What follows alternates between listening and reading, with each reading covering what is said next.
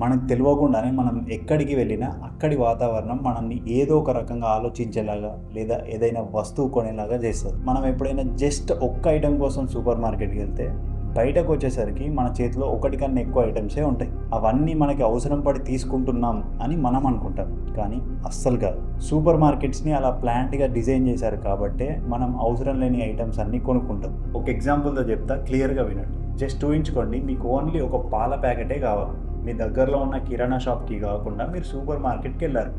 ఆ పాల ప్యాకెట్ని super market ఎంట్రన్స్లో కాకుండా ఎక్కడో లాస్ట్లో మూలకు పెడతారు. ఎందుకంటే మీరు ఆ పాల ప్యాకెట్ కోసం లోపలికి వెళ్తున్నప్పుడు మీకు చాక్లెట్స్, బిస్కెట్స్, స్నాక్స్ ఇలా వందల ఐటమ్స్ మీ కళ్ళకు కనిపిస్తాయి.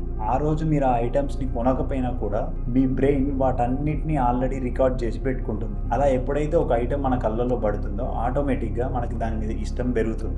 అందుకే మనం కొత్త కొత్త ఐటమ్స్ని కొనుక్కొని వాటిని ట్రై చేయడమో టేస్ట్ చేయడమో చేస్తూ ఉంటాం. సేమ్ అట్లనే షాపింగ్ మాల్స్ కూడా మనల్ని కంట్రోల్ చేస్తాయి. మనలో చాలామంది షాపింగ్ మాల్స్కి వెళ్ళే ఉంటారు, కానీ దీన్ని ఎప్పుడైనా గమనించారా? మ్యాక్సిమం అన్ని షాపింగ్ మాల్స్లో కిటికీలు, అదే విండోస్ అస్సలు ఉండవు.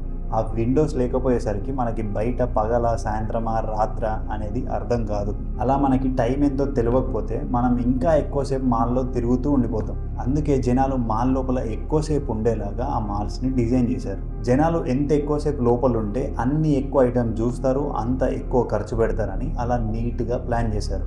సేమ్ అట్లనే మన ఫోన్లో కూడా మనకు వచ్చే నోటిఫికేషన్స్ అన్నీ రెడ్ కలర్లోనే ఉంటాయి. ఎందుకంటే మనం రెడ్ కలర్ని చూడగానే మన అటెన్షన్ అంతా దాని మీదకి వెళ్తుంది. అదేదో చాలా అర్జెంట్ అని మన బ్రెయిన్ని ఫీల్ అయ్యేలాగా చేస్తుంది.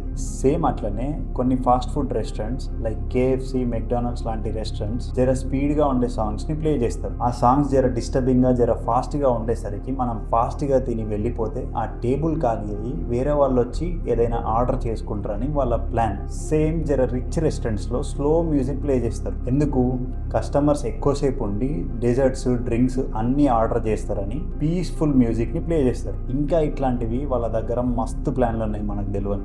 ఇది only super markets, malls, restaurants గురించి కాదు. పెద్ద పెద్ద కంపెనీలన్నీ అసలు మనుషులు ఎలా బిహేవ్ చేస్తారు, ఎలా ఆలోచిస్తారని రీసెర్చ్ చేస్తూనే ఉంటారు. మనం వినే మ్యూజిక్, మనం చూసే లైటింగ్ ఇవన్నీ పక్కా ప్లానింగ్తోనే జరుగుతాయి. సో అసలు ముచ్చట ఏంది అంటే, అసలు మన జీవితాన్ని ఎక్కువగా కంట్రోల్ చేసే విషయాలు మన కంటికి కనిపించవు. అసలు ఇవన్నీ ఎట్లా పనిచేస్తాయని మీరు తెలుసుకున్నప్పుడు ఆ రోజు మీరు ఆటో పైలట్ నుండి బయటకు వస్తారు. ఎందుకంటే ఎవరినైనా కంట్రోల్ చేయడానికి బెస్ట్ వే ఏంటంటే వాళ్ళు కంట్రోల్ అవుతున్నారు అని వాళ్ళకే తెలియకుండా చేయడం.